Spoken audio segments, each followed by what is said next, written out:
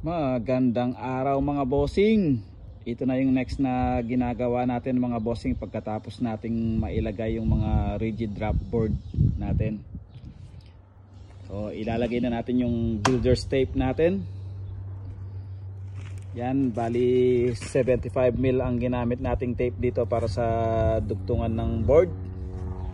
Pagdating naman sa opening ng bintana mga bossing, dahil rigid drop ang ginamit natin, kailangan nating i-tape yung buong paligid ng bintana natin.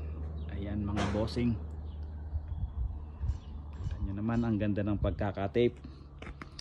Tapos wag nyong kakalimutan yung sa corner natin mga bossing, kung hindi papasok yung tubig dito. Kaya pala buo yung pagkaka-tape ng mga to bossing, dahil kung sakali mang may pumasok na tubig sa bintana natin at tumama ka agad sa kahoy natin dito, hindi magandang pangitain yung mga bossing. Kaya maganda i-tape ng buo. Yan, para walang mababasa. Okay mga bossing, maraming salamat. Bye bye.